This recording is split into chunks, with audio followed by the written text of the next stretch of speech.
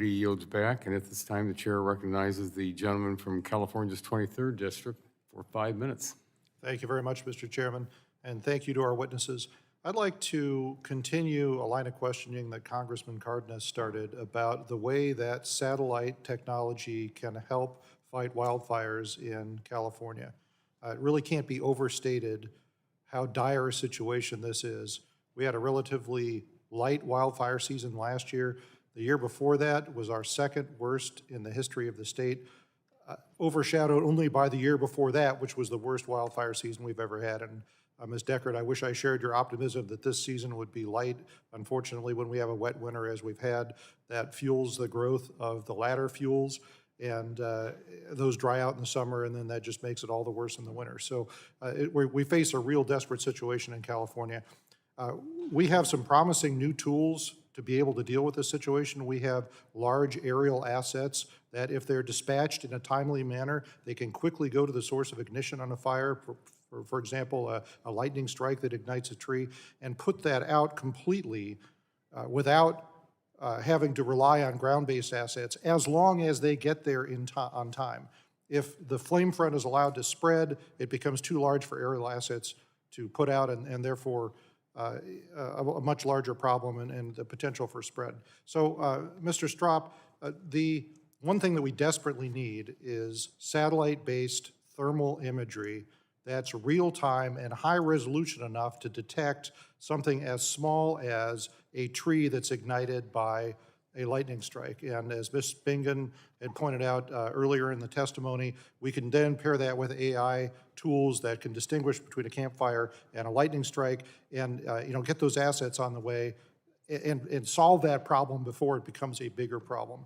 Unfortunately, up until now, the geostationary platforms that we had access to are high enough that we can't get enough resolution to be able to accomplish that. But with the advent of all of these low Earth orbit satellites now, we are much closer to the ground. We can deploy those sensing technologies. As long as we can get that information back, we can start to put these tools into motion. But we don't have a platform for that right now.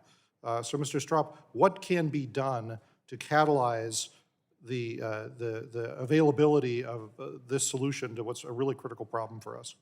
Thank you for the question.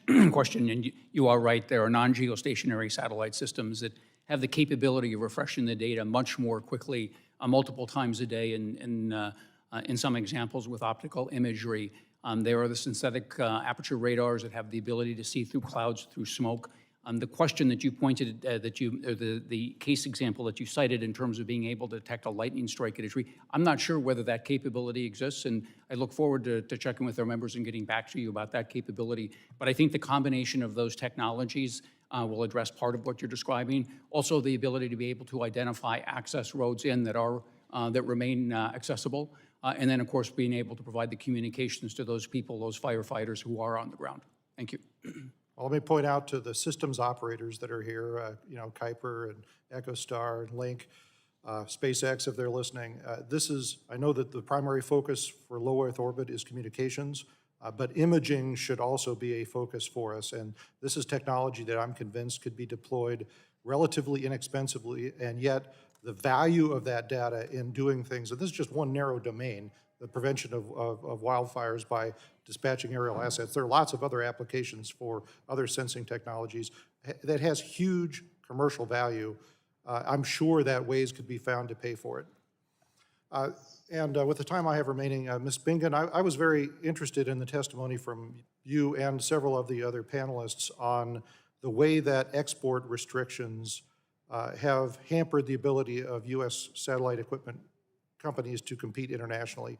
Can you talk a little bit more on the changes to export law that you think need to be made, and particularly highlight those that can be made and why you feel that they would not affect our national security?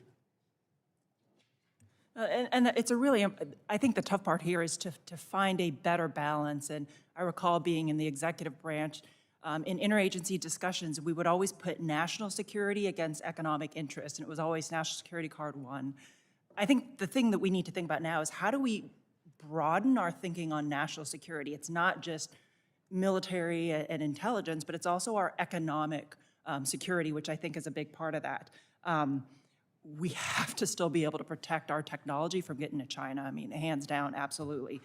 But there are so many allies and partners out there that could benefit from whether it be certain new forms of remote sensing technology, some of the ones that you highlighted, certain satellite technology components, software, some of our commercial launch service providers that are still kind of stuck in that traditional ITAR process that is very opaque to them and very lengthy. So some of the same recommendations we're making on the regulatory front, I'd say let's take a look at those for the ITAR process. Okay, well, this is a conversation I'm very interested in continuing, but Thank you, sir. I see I'm out of time. Thank you for the testimony. I yield back.